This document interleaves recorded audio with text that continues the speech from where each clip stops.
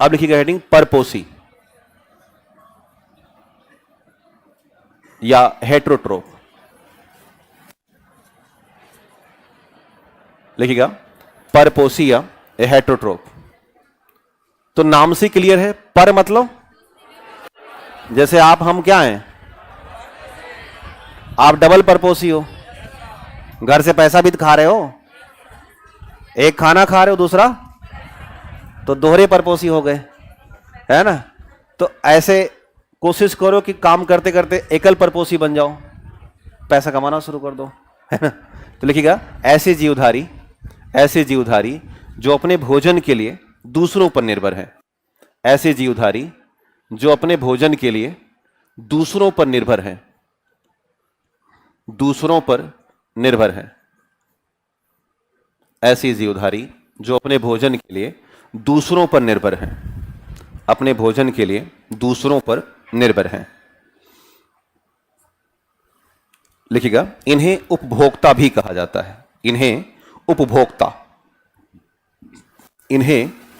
उपभोक्ता भी कहा जाता है। इन्हें उपभोक्ता भी कहा जाता है।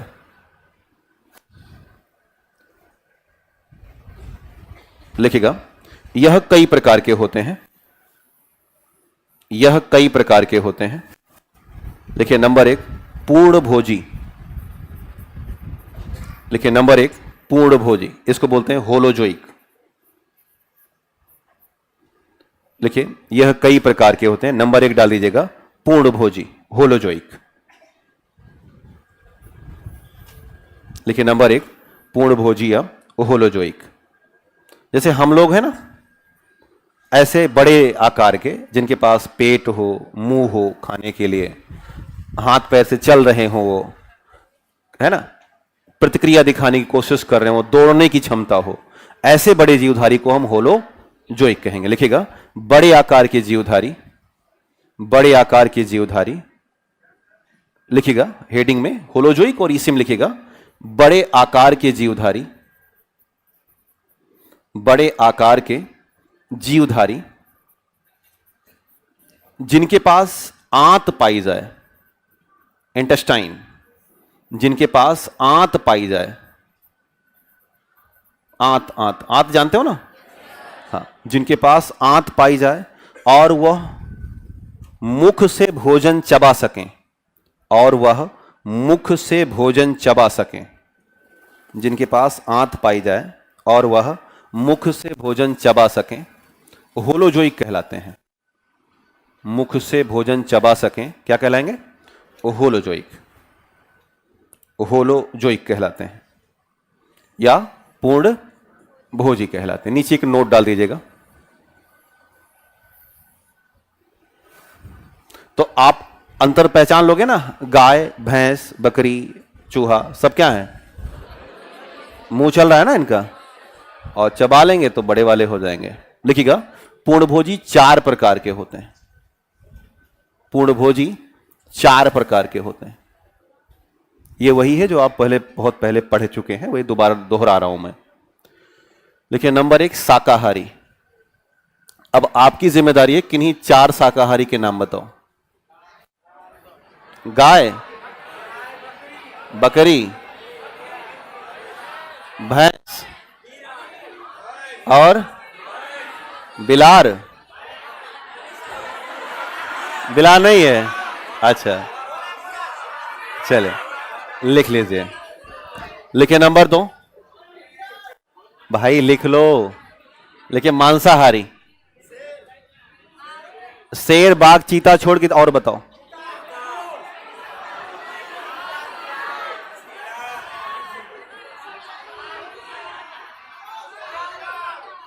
और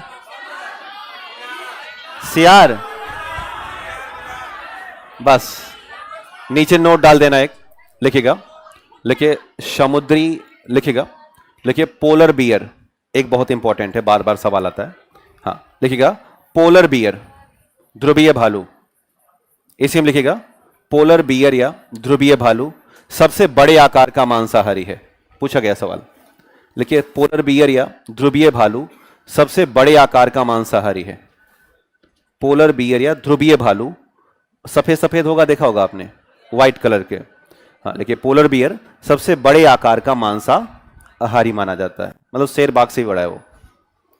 अब आपकी मर्जी है तो आप सर्वाहारी भी बता सकते हो, ओमनीबोरस। तो क्या क्या है? मानव और कुत्ता, बिल्ली भी है, चींटी, गिलहरी है, चूहा और बंदर। इन सब के नाम लिख डालो तेजी से। हाँ, छोटेपन की क्लास है ये ना। मानव, कुत्ता, बिल्ली, चींटी, गिलहरी, चूहा और बंदर। क्या? कौवा। हाँ, लिख लो लिख लो, बहुत परेशान चल रहे कौवा के चक्कर में। हाँ, लिख लो। कौवा पाले हो क्या? ठीक, चले, जिसको जो मर्जी आए लिख ले, लेकिन सही लिख ले, ऐसा मत लिखना कि उल्टा पुल्टा हो जाए, है ना। हो गया। तो अब सवाल आता है कि एक होता है मृतोपहारी। क्या होगा? मृतोपहारी। लिखेगा मृतोपहारी, ये मरा हुआ जानवर खाते हैं, है ना। लिखिए सियार। क्या हो जाएगा?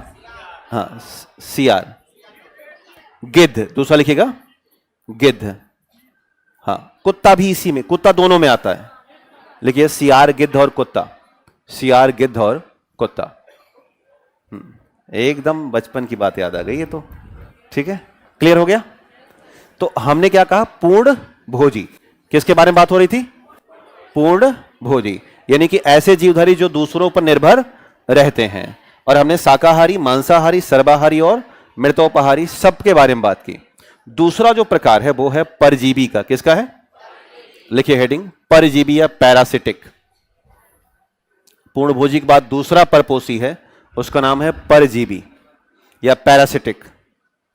लिखिएगा परजीवी या पैरासिटिक। लिखिएगा यह सूक्ष्म होते हैं, यह सूक्ष्म होते हैं और स्वयं भोजन नहीं पचा सकते। यह सूक्ष्म होते हैं और स्वयं भोजन नहीं पचा सकते। यह सूक्ष्म होते हैं और स्वयं भोजन नहीं पचा सकते। सूक्ष्म होते हैं और स्वयं भोजन नहीं पचा सकते।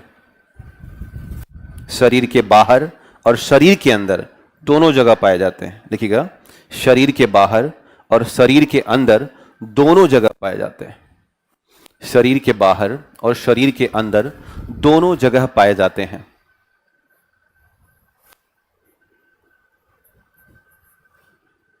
अब ध्यान देना, जो शरीर के बाहर होते हैं ये बड़े फेमस हैं, उनको हम बोलते हैं एक्सो। क्या बोलेंगे? एक्सो। एक्सो मतलब बाहर। और जो शरीर के अंदर होंगे उनको बोलेंगे इंडो। क्या बोल देंगे?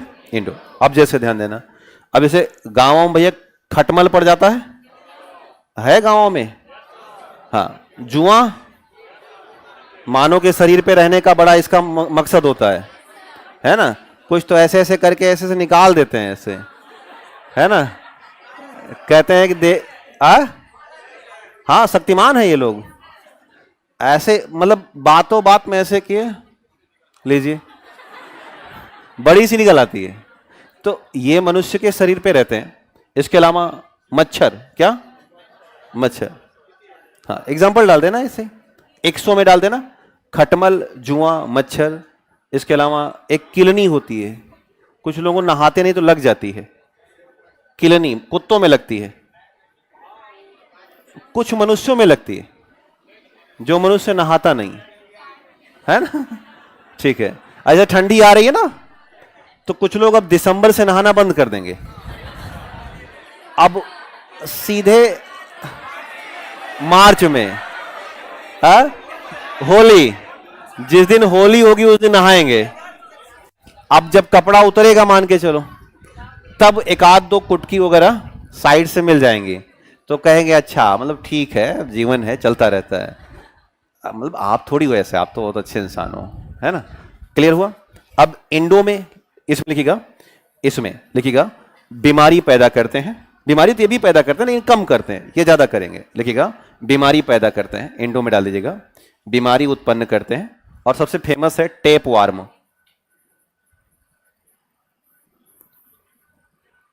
लिखिएगा फीता कृमि या टेप वार्म, फीता कृमि या टेप वार्म। क्लियर। तीसरा और अंतिम प्रकार का परजीवी भी हमारे पास है, उसका नाम लिखिएगा मृतोपजीवी।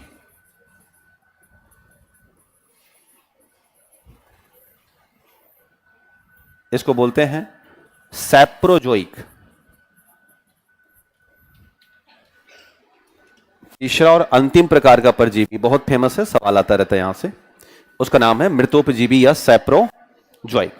तीसरा नाम डाल दीजिएगा मृतोपजीवी या सैप्रोजोइक। लिखिएगा यह सूक्ष्म जीवधारी होते हैं, यह सूक्ष्म जीवधारी होते हैं, यह सूक्ष्म जीवधारी होते हैं, जैसे कवक, बैक्टीरिया आदि, जैसे कवक, बैक्टीरिया आदि सूक्ष्म जीवधारी होते हैं, जैसे कवक, बैक्टीरिया आदि, जैसे कवक और बैक्टीरिया आदि। कभी देखिए कोई जानवर जब मर जाता है तो उसके बगल से निकले हो भैया, तो एकदम मन करता है कि नाक वाक बंद कर लो, है ना।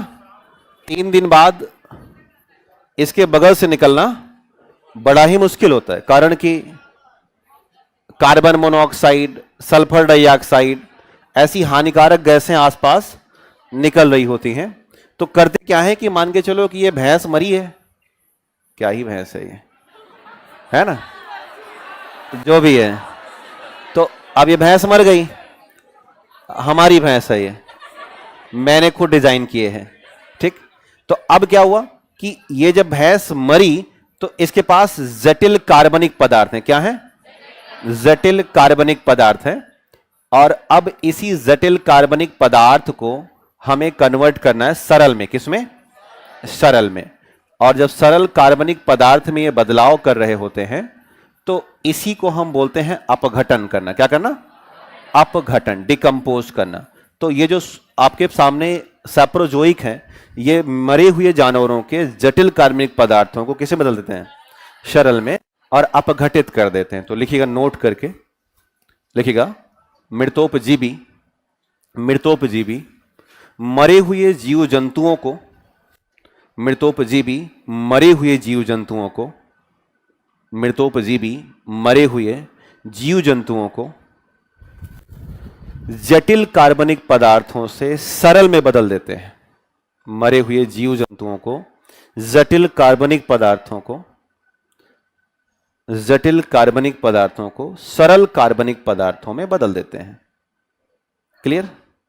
फिर से बोलें, लिखिएगा, मरे हुए जीव जंतुओं के जटिल कार्बनिक पदार्थों को सरल कार्बनिक पदार्थों में बदल देते हैं। जटिल कार्बनिक पदार्थों को किसे बदल रहे हैं? सरल में बदल देते हैं। और यही प्रक्रिया अपघटन कहलाती है। यही प्रक्रिया अपघटन या डिकम्पोज होना कहलाती है। देखिए, इस दौरान हानिकारक गैसें निकलती हैं। इस दौरान हानिकारक गैसें निकलती हैं, जैसे कार्बन मोनोऑक्साइड और सल्फर डाइऑक्साइड। इस दौरान हानिकारक गैसें निकलती हैं, जैसे कार्बन डाइऑक्साइड और सल्फर डाइऑक्साइड या कार्बन मोनोऑक्साइड, CO और SO2। इस दौरान हानिकारक गैसें निकलती हैं, जैसे कार्बन मोनोऑक्साइड और सल्फर डाइऑक्साइड। क्लियर हुआ? अब ध्यान देना, अभी की जो प्रेजेंट सिनेरियो है वो ये है कि जो हमारे मृतोपहारी थे, यानी सियार, गिद्ध, अब वो मार्केट से गायब हो गए। बचे कौन है? यही। तो इसलिए इनको हम बोलते हैं प्रकृति का सफाई कर्मी। क्या बोलेंगे? तो नोट करके डाल देना, सवाल पूछा है। लिखिएगा, मृतोपजीवी को, लिखिएगा नोट करके, मृतोपजीवी को प्रकृति का सफाई कर्मी कहा जाता है। मृतोपजीवी को प्रकृति का सफाई कर्मी कहा जाता है। मृतोपजीवी को प्रकृति का सफाई कर्मी कहा जाता है। मृतोपजीवी को प्रकृति का सफाई कर्मी कहा जाता है। क्लियर? तो यहां से एक सवाल ऐसा बन सकता है।